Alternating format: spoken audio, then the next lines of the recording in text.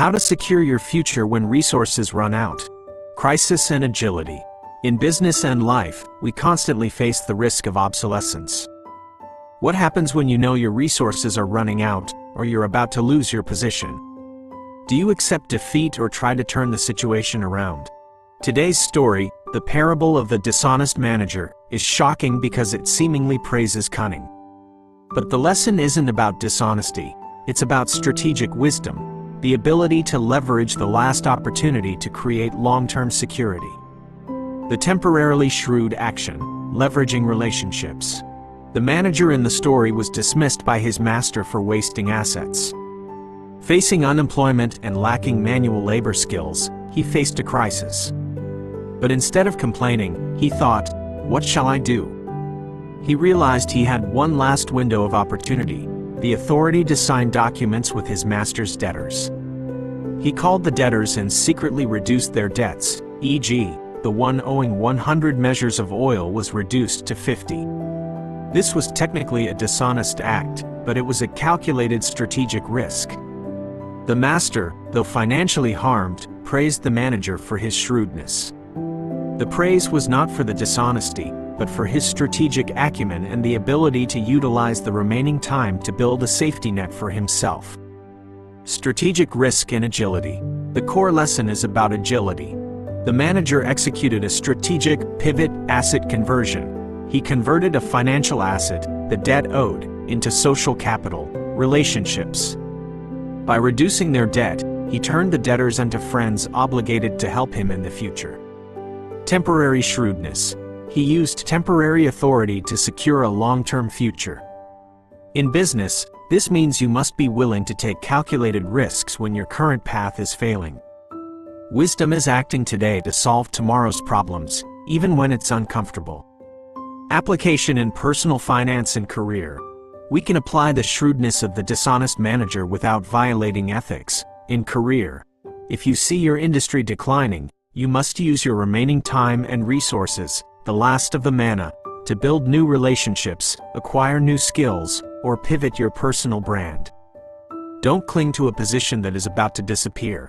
In personal finance, when savings are low, instead of just trying to cut back on expenses, a passive action, use your network to find new income opportunities or legally negotiate debts, an active and strategic action. Ask yourself, what asset can I convert into relationships to secure my future? It could be your time, specialized knowledge, or small favors, used to build credibility and gratitude from others. That is how the wisest people create security even when facing loss. The power of preparation and contingency planning. The trap of procrastination. In life and business, we are full of hope and optimism. We expect everything to go according to plan. But what happens when unavoidable delays occur?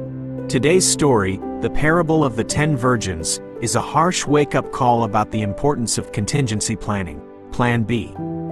It exposes the difference between superficial readiness and substantive readiness, and why personal responsibility for resources is the deciding factor. Essential resources. The 10 virgins all shared a common goal, to attend the wedding feast. All 10 did one right thing. They took their lamps and went out to meet the bridegroom. But there was a small yet fatal difference. The 5 wise took their lamps and a reserve flask of oil, contingency stock. The 5 foolish only took the oil immediately contained in their lamps and had no reserve oil. When the bridegroom was delayed, the unexpected postponement occurred. At midnight, the oil of all 10 was running low. Here is the key point. The crisis was not the delay, but the lack of reserve resources, oil, during the wait. The 5 foolish had to leave to buy more oil, but the door was shut. Logistics management and Plan B. Oil is a metaphor for our essential resources, savings, time, health, or mental energy. The 5 foolish represent utility thinking, preparing only for what is expected. They failed due to baseless optimism. The 5 wise represent risk and logistics management, preparing for the worst-case scenario, the delay. The lesson is about personal responsibility and non-transferability. The 5 wise could not share their oil, reserve resources are a personal responsibility. In life, you cannot borrow someone else's discipline, experience, or health in a moment of crisis. Application in business and personal finance. Personal finance, savings oil. Your reserve resource is your emergency fund. That is the reserve oil for job delays, illness, or unexpected expenses. Hoping for a new job isn't enough. You need reserve money to keep the lamp lit in the dark. Project management, Plan B. In business, the reserve oil is a data backup system, alternative supply chains, or a reserve team. Wise leaders always ask, if resource A fails or is delayed, what is resource B that we use? Personal development. Your oil is your deep expertise. The wise person constantly learns and develops skills to be self-reliant when another door of opportunity closes. Investing in your potential and the cost of fear. The concept of resources. Each of us is entrusted with precious assets, time, energy, money, and innate abilities, known as talents. The question isn't how much you have, but what you do with what you have. Today's story, The Parable of the Talents, exposes the difference between the investment mindset and the fear mindset. It analyzes the fear of risk and the inertia in developing personal capacity, and the terrible cost of hiding your potential. Utilize or conceal. Categorizing the managers. A master entrusted his assets to 3 servants according to each one's ability: 5, 2, and 1 talent. Crucially, the distribution wasn't equal, but the expectation was the same: utilize and multiply. The first 2 servants, 5 and 2 talents, had the investment mindset.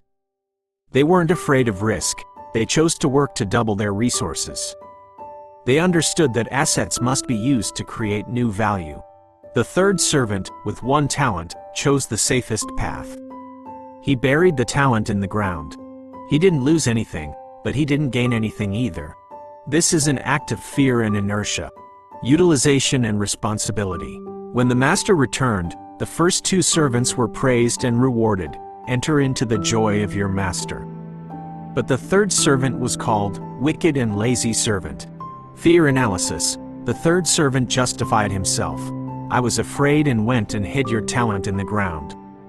His problem wasn't greed, but fear of risk and the lack of commitment.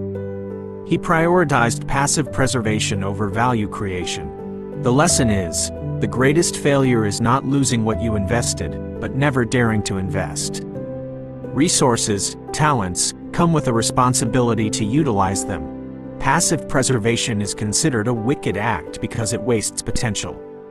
Application in skill development and finance. How do you escape the one talent mindset in modern life? Skill development, personal talent. Burying the talent is when you refuse to learn a new skill out of fear of failure, or don't speak up with an idea out of fear of rejection. Investing in talent is dedicating time and effort to self-development. Finance, financial capital. Burying the talent is letting money sit idle as cash, where inflation slowly erodes its value. Investing is placing money into calculated risk assets to generate returns, doubling value. Risk mindset. Remember that the greatest risk is not taking action, but inaction while opportunity passes you by. Today, are you burying any of your talents in the ground? What risk will you take to double your capacity in work, learning, or finance? Share your personal investment goal in the comments below. And don't forget to subscribe so you don't miss the next insightful lessons. See you again soon.